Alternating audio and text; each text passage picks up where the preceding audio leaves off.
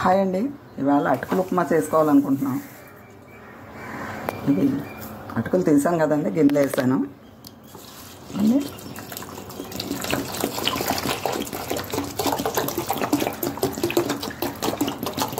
ఇవి నీళ్ళు వేసేసి శుభ్రంగా పిసికి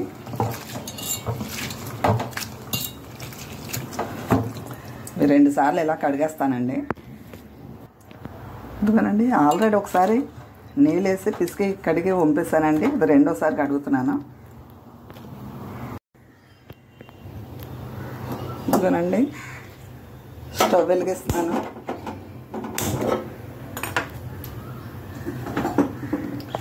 అండి పాన్ పెట్టానండి, కళాయి.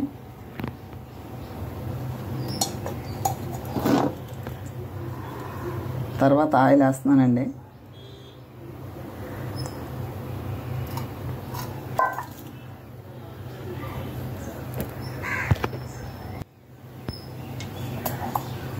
ఇదిగోనండి ఆయిల్ వేసాను కదండి, ఆయిల్ వేడెక్కింది కదా, ఉల్లిపాయ ముక్కలు వేస్తున్నాను.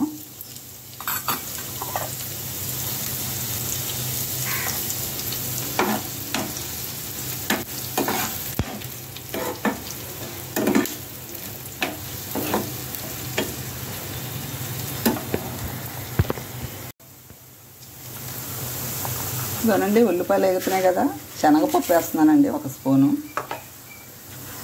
తర్వాత మినప్పప్పు వేస్తున్నానండి.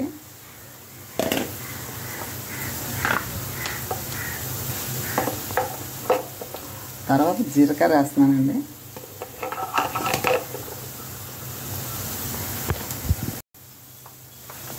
తర్వాత పచ్చిమిరపకాయలు వేస్తున్నానండి. పచ్చిమిరపకాయ ముక్కలు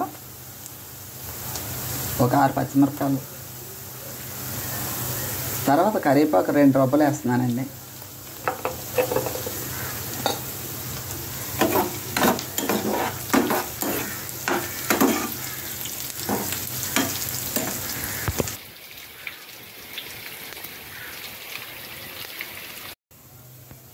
ఇదిగోనండి పోపులు వేగిపోయింది కదా, కొద్దిగా పసుపు వేస్తున్నానండి, ఒక 1/2 స్పూను.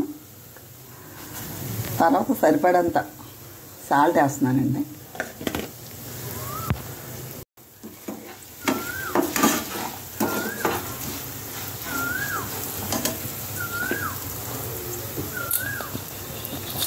ఇప్పుడు అటుకులు వేసేస్తున్నానండి.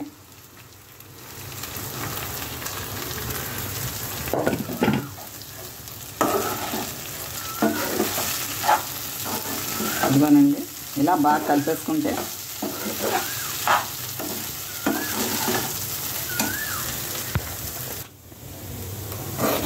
ఇదిగోనండి సాల్ట్ వేస్తాను కదా, సరిపోయిందండి. సాల్ట్ చూసాను.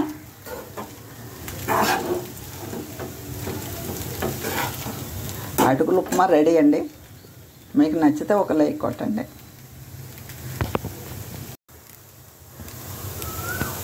అటుకులు ఉప్మా రెడీ. నచ్చితే ఒక లైక్ కొట్టండి.